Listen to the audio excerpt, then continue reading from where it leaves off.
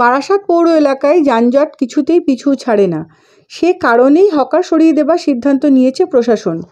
বারাসাতের মহকুমা শাসক ও পৌর প্রধানের নেতৃত্বে আজ পরিদর্শনে যান একটি টিম। তো এর আগেও আমরা ফ্লাইওভারের এখানে এসেছি, আপনারাও ছিলেন সেদিন।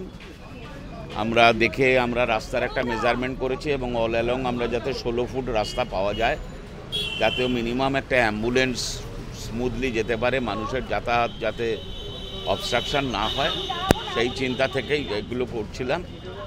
পরবর্তীকালে ডিএম সাহেবের কাছে বোধহয় কিছু অভিযোগ জমা পড়ে, সেই পরিপ্রেক্ষিতে গতকাল উনি মিটিং ডেকেছিলেন এবং সেই মিটিংয়ে স্থির হয় যে এসডিও ম্যাডাম নিজে থাকবেন এখানে, এসডিপিও থাকবেন, থেকে পরিদর্শন করে যাবেন।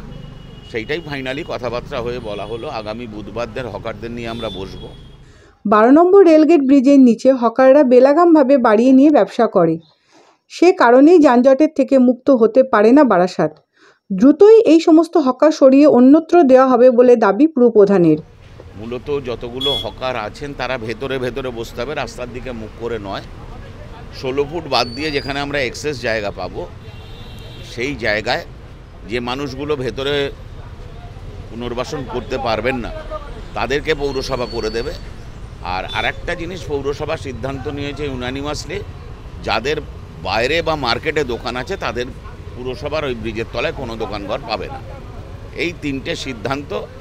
এবং অল অ্যালং 16 ফুট একটা রাস্তা লাইনের ওপারে, এপারের মেজারমেন্টটা হয়নি, এপারের মেজারমেন্টটাও আমরা করে নেবো, অল অ্যালং কোথায় কী মেজারমেন্ট আছে। এই সিদ্ধান্ত, এটা ইমপ্লিমেন্ট করাটাই আমাদের কাজ। পক্ষান্তরে হকারদের দাবি, রাস্তার ওপরে দোকান পেতে বসলে সেক্ষেত্রে তাদের বেচাকেনা ভালো হয়।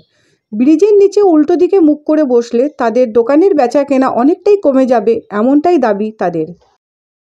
দেখুন, আমরা তো এখানে নর্মালি বসি, আর উচ্চ নেতৃত্ব আমাদের ইউনিয়ন আছে, তারা যেরকম বলবে আমরা সেরকম চলবো। আমাদের পেটের জন্য তো নিশ্চয়ই কোনো ব্যবস্থা করবে, আমরা উঠে গিয়ে কী খাবো?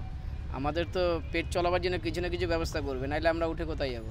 ভিতরে যদি আমরা বসার জন্য তো অবশ্যই আছে, কিন্তু পজিশনটা এতটা ছোট হয়েছে যে ওর ভিতরে বসে দোকানদারের ঘরে খুব চাপ হয়ে যায় দাদা, নাহলে আমরা কেন যাবো না?